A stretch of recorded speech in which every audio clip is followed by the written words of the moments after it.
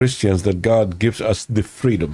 E quando nós olhamos como cristãos que Deus de fato nos dá a liberdade. Jesus said that if you want to follow me, Jesus deixou claro, se você carry quiser your me cross and follow seguir, me. tome a sua cruz e siga-me. A rich man didn't want to do what God's willing is, so okay, go. O rico rejeitou, não quis fazer o que Jesus disse. Jesus disse, ok, você We don't pode have pegar o seu apostasy. caminho. Nós não temos apostasia nesse We have a sentido. believer and not a believer. Nós temos aquele que crê e aquele que não crê. But in Islam, it's different. Mas no Islã é diferente. You come in Você entra and you go out, e se você sai, você you lose your head. morre, perde a cabeça. A Isabela Freitas, ela perguntou para o Muhammad, se você tivesse alguma mensagem para dar para um jovem que passou pelo mesmo caminho que você, qual seria essa mensagem? É difícil. Difícil. A primeira coisa que eu vou fazer, eu vou abraçar ele. Eu vou falar para ele, seja muito bem-vindo. Eu agradeço a Deus por você. Eu vou orar muito por ele. E tem alguns dores, eles não têm muitas palavras. Porque o muçulmano, especialmente desse grupo, quando ele vai sair, ele vai sentir que ele é um estrangeiro no mundo.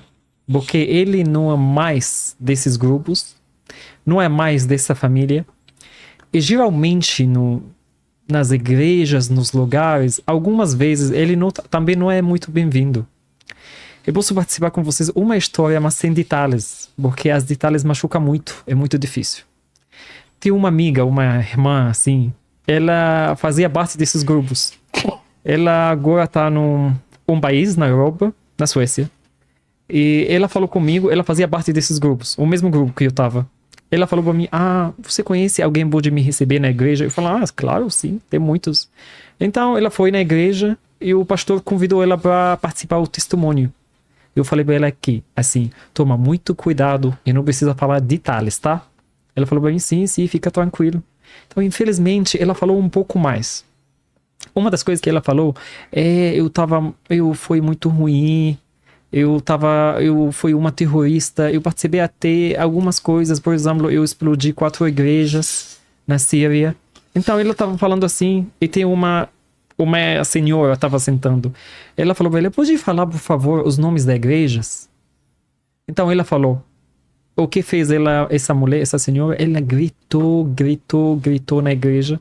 Falou assim, essa igreja que você explodiu, a minha irmã estava lá, e meu irmão, e sobrinhos, e uma prima. Você que matou ela. Assim, sabe? Foi uma grande confusão. Ela começou a falar, mandar ela sair daqui, você é um demônio, você é assim, não tem como perdoar. Então, e depois o pastor falou para ela, com licença, você pode sair daqui? E depois ela falou para mim, eu fiquei assim, sabe, sem saber, o pastor tá certo? A senhora estava errada? Essa menina estava... Quem estava errado nessa história? É difícil, é muito difícil. Então, eu não posso falar que essa senhora está errada, porque ela está machucada, né? Quase 5 pessoas da família dela foram mortas. E o pastor também não sabia como lidar. Ela vai estar assim, sabe? Tem histórias, tem coisas que as palavras não muito suficiente. Sim.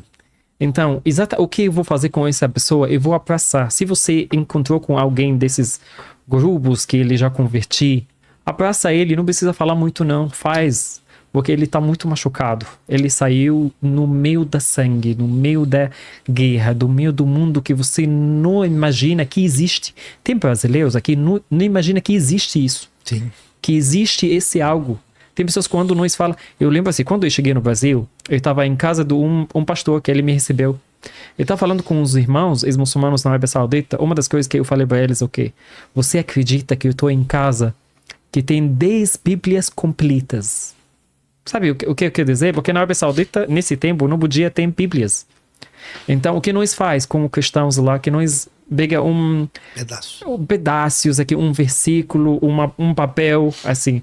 Então, eu falei para eles assim, eu estou no Brasil e estou em casa, tem mais de 10 Bíblias completas.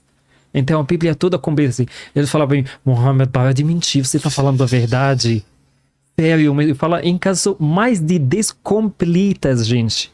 Então, quando eu falei sobre o pastor, ele estava rindo. Ele fala, como assim? O que tem com isso? Cadê a coisa diferente? Não entendeu. Ele não entendeu.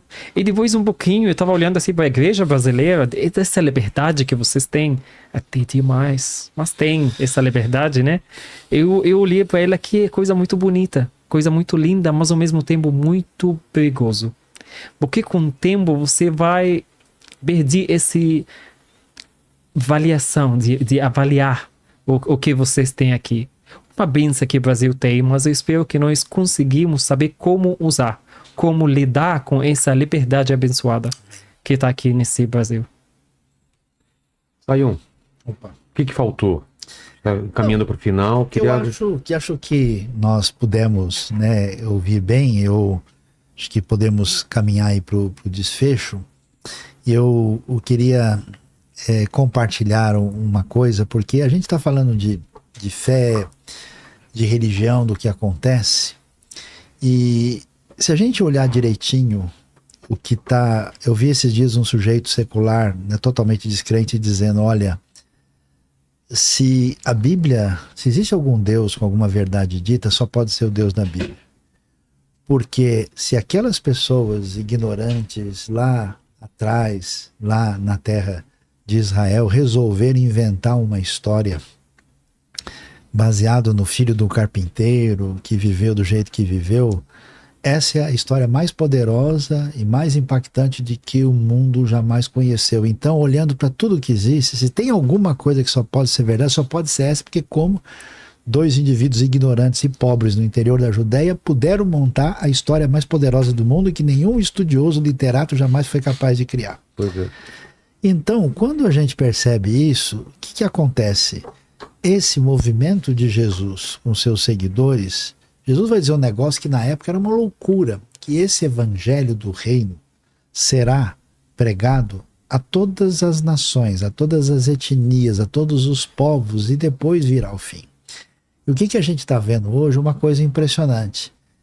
A comunidade dos cristãos na história cometeu erros, fez coisas absurdas, brigou e se dividiu. E, no entanto, o evangelho continua vivo e poderoso, e é uma coisa que talvez tanto Muhammad como Harun vão poder.